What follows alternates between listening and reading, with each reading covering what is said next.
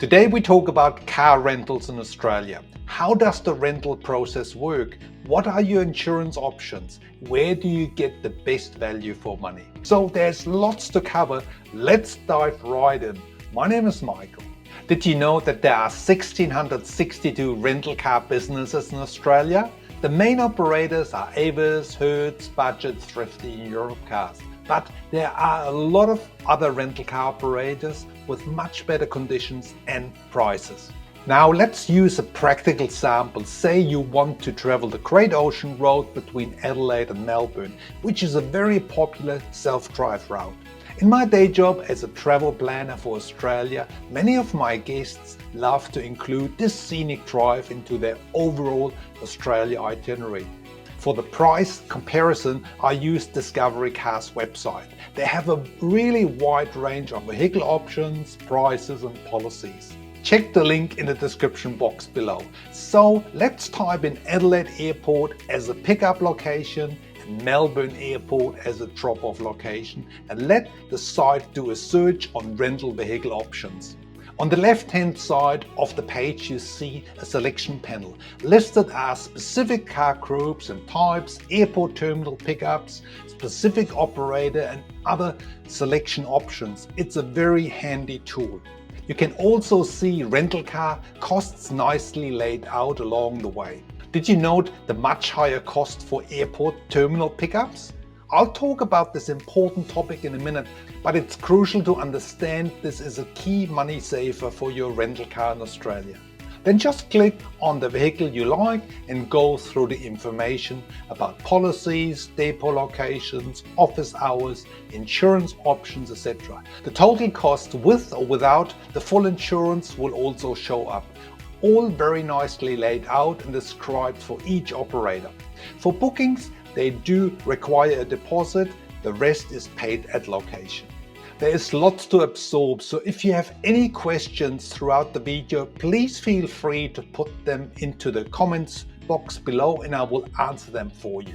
Now just a few words on vehicle types, prices and suggestions. Most rental cars in Australia come with an automatic transmission. For 2 to 3 travelers, I generally recommend that you go for a mid-size SUV such as a Toyota RAV4 type. Most rental cars come with petrol fuel, the 4-wheel drives are with diesel fuel. Also, EV cars have become popular with charging station network well established, especially in the main urban centers and along the east coast of Australia. If you're traveling into the outback, you really need a 4-wheel drive. In fact, you require to have one, though this does not apply to main routes in Western Australia and Northern Territories, such as the main highway between Alice Springs and Ayers Rock.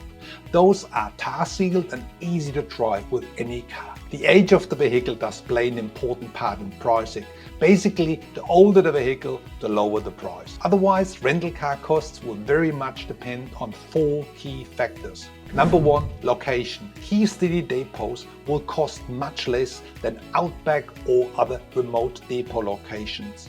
Also, when you return to the same location, it's generally less costly. Number 2, rental length. The longer you rent, the less cost per day. Number 3, size of the car. Compact cars will cost less than large full-size 4-wheel drives. Number 4, time of the year. Traveling in peak holiday season will cost you more as prices for rental cars are based on supply and demand. Here are some price samples with 2 car options with full insurance cover. Compact car for pickup and drop-off in Brisbane City from $60 per day. Full-size SUV cars for remote outback locations such as Ayers Rock, you are looking at $400+ per day. So always use the 𝗥𝗲𝗹𝗁 link in the description box below to check out your desired locations, vehicle type and preferred operators to get the best rental car price for your specific travel date. So we've gone through the basics of car rental operators, types of cars and some costs.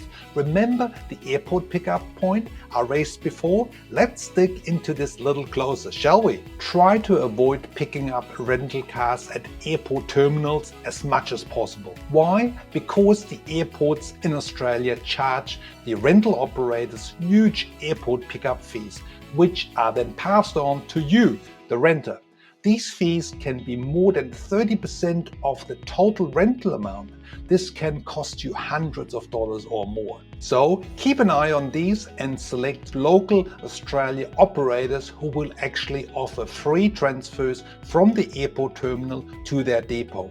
Note, airport pickup fees only apply for pickups, but not for rental car drop-offs at airports. How weird is that? Overall, there are plenty of pickup locations around Australia, either near airports or in the city locations. Another important topic is that of the one-way rentals. Many rental car companies allow one-way rentals. This means you can pick up the car in one city and drop it off in another. But some companies will charge additionally if you stay under a minimum rental period. This is especially the case if you travel between different states in Australia. For example, you travel for 2 days from Melbourne in Victoria to Sydney in New South Wales. Firstly, you would be charged a hefty one-way fee, and secondly, you don't actually want to do this anyway because the distance is far too much for 2 days traveling. In this case, I would suggest to take a domestic flight instead, but keep on watching because I'll get to the magic part of this video with the overall travel planning strategy later on. Sorry folks, here's another important topic: remote location rentals and charges. If you intend to travel into the outback to places in the Northern Territory or Western Australia, there can be hefty charges on the top of the rental car insurance costs. I'm talking about hundreds of dollars as a one-way or remote location fee you might need to pay when you pick up the car. Also, for those locations, make sure that your rental comes with unlimited mileage. Sometimes it's only 200 miles or kilometers per day, which can really add up if you go long distance, as you can imagine. If you find this video helpful, please hit the subscribe button below to stay in touch for more helpful travel videos to come. I know there's lots to take in here, but hang in there, this is all very helpful stuff for you.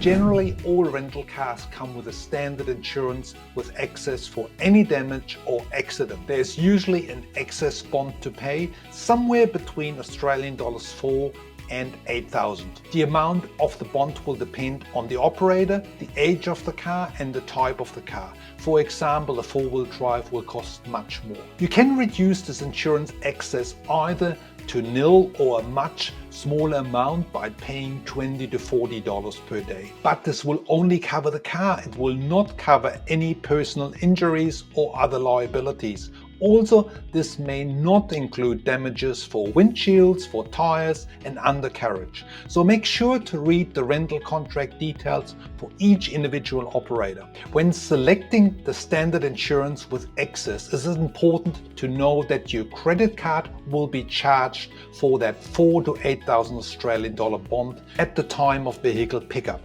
The money will be taken off your card. If your card has a set limit, this may cause payment issues for you. The bond will be refunded after your rental car is returned. Also, before buying extra insurance cover, check if your credit card has actually a rental car excess cover. If it does, you may use this to cover the car damage or accident costs. But please be aware that the rental operator will charge your credit card and you will need to sort out the insurance claim with your travel insurance provider, in this case the credit card insurance. If you arrange the insurance cover with the rental operator, everything is taken care of by them and you don't have any additional work. Usually the most expensive option is around 40 to 60 Australian dollars per day. This could also include a breakdown service, remote location costs and windscreen.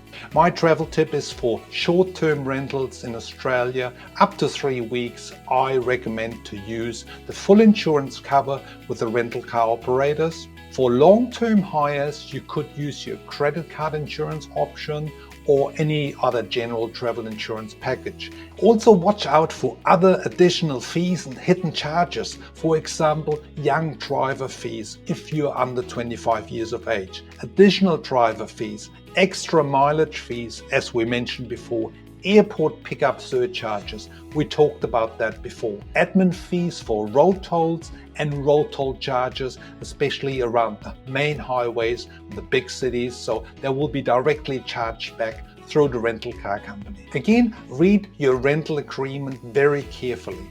Also, there are no refunds given for unused rental car days. So if you book for 7 days and you return it 5 days after, there will be no refund for the 2 days you have actually not used. So now you have a good idea of insurance options and other cost factors. If you have any questions on the insurance topic, please put them into the comments fields below. Now, here's a very quick overview on Australia driving rules and road conditions. We could spend an hour on those topics alone, but I'll keep it short and sweet, I'll promise. In Australia, you will drive on the left-hand side of the road. When picking up a rental car in Australia, you need to have a credit card and a valid full driver license. These must be written in English. If your national license is not in English, you'll need either an international license, which is basically a translation, or another translation by an approved translation service in Australia. Just Google them, there are many of them. Note, without this, you will not get the car from the rental operator. Another important point is do not drive at night time in Australia because your insurance covers could be voided in this respect. It's very dangerous because of the wildlife. Four-wheel drive requirements. Some rental car operators prohibit driving in unsealed graveled roads unless you rent a four-wheel drive. If you plan to drive in places like the Gibb River Road or the Red Centre in Western Australia and Northern Territories, a four-wheel drive is mandatory. Australia is a big place, similar to the size of the US, so you want to select very carefully where you travel. For long distance drives, the time you need is simply far too long. Therefore, domestic flights when traveling Australia are essential. Then base yourself a number of nights at one location and explore. For short distances, use a transfer option. In the cities, I would not recommend to have a rental car. Get ready to plan your trip to Australia with or without rental car. In any case, you must check out my sample travel itinerary videos up here. Thanks very much for watching. See you in the next video.